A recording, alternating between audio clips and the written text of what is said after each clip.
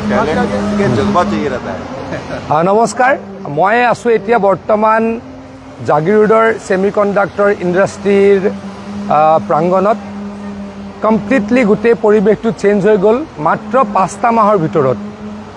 आज 5 माहर आगते मैं जेतिया आहिसिलु बहुत एनेकुवा कन्स्ट्राक्शन देखा नासिलु, किन्तु आमार कारणे सौभाग्यर कथा जे दिने रातिये आमार लगत थाका यार व्यक्तिसकले এই গোটেই কামখিনি কৰি পেলালে আৰু তেখেতলোকৰ যিটো প্ৰথম প্ৰডাকশ্যন হ'ব ফাৰ্ষ্ট বেটছ অফ প্ৰডাকশ্যন মই ভাবোঁ যে সেইটো ফেব্ৰুৱাৰী মাহত আৰম্ভ হ'ব। আৰু এই য'ত তেওঁলোকৰ কনষ্ট্ৰাকশ্যন ছাইট চলি আছে, য'ত ইতিমধ্যে ৰেপ্লিকা আপোনালোকক মই দেখাম, অলৰেডি তেখেতলোকে ইনষ্টল কৰিছে। আৰু ইয়াতে ছেমি কণ্ডাক্টৰ প্ৰডাকশ্যন হ'ব অহা ফেব্ৰুৱাৰী মাহত। এই কনষ্ট্ৰাকশ্যন ছাইটটোত মাত্ৰ তেখেতলোকে এটা বছৰৰ ভিতৰত 70% কাম সম্পূৰ্ণ কৰি দিছে।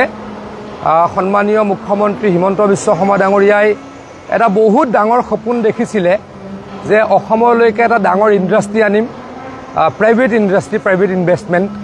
প্ৰধানমন্ত্ৰী নৰেন্দ্ৰ মোদী ডাঙৰীয়াৰ আশীৰ্বাদত আৰু টাটা কোম্পানীৰ বদান্যতাত আমি জাগীৰোডত এনেকুৱা এটা ডাঙৰ ইণ্ডাষ্ট্ৰী আমি আনিবলৈকে সক্ষম হ'লোঁ, পাবলৈকে সক্ষম হ'লোঁ। যি ইণ্ডাষ্ট্ৰীত প্ৰায় 30,000 কোটি টকাৰ ইনভেষ্টমেণ্ট হৈছে আৰু ডিৰেক্ট ইনডিৰেক্ট এমপ্লয়মেণ্ট প্ৰায় 30,000 মানুহৰ কাৰণে ইয়াতে হ'ব।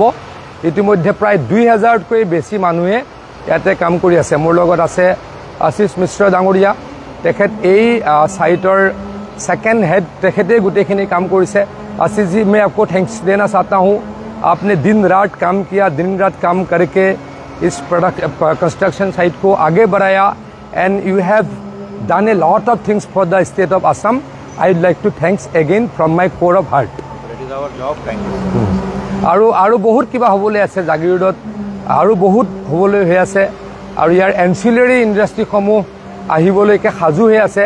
মই ভাবোঁ যে অহা 3টা বছৰৰ ভিতৰত আমাৰ সমগ্ৰ অঞ্চলটোৰ টোটেল চেঞ্জ হ'ব আৰু ইয়াৰ ইকনমি বহুত বাঢ়িব আৰু বহুত ল'ৰা ছোৱালীয়ে ইয়াত চাকৰি পাব। মই আগতেও কৈছোঁ যে বহুকেইজন ব্যক্তিয়ে, বহুকেইজন ল'ৰা ছোৱালীয়ে অসমৰ বাহিৰত চাকৰি কৰি আছিল, আনকি আমেৰিকাত চাকৰি কৰি আছিলে, and they have come back to join semiconductor industry in Jagiroad.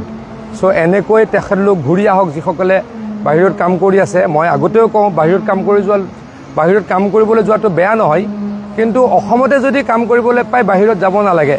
তেনেকুৱা এটা পৰিৱেশৰ কাৰণে হিমন্ত বিশ্ব শৰ্মা ডাঙৰীয়াই সদায় কাম কৰি আছে, সদায় কাম কৰি যাব, আমি কাম কৰি যাম। আপোনালোক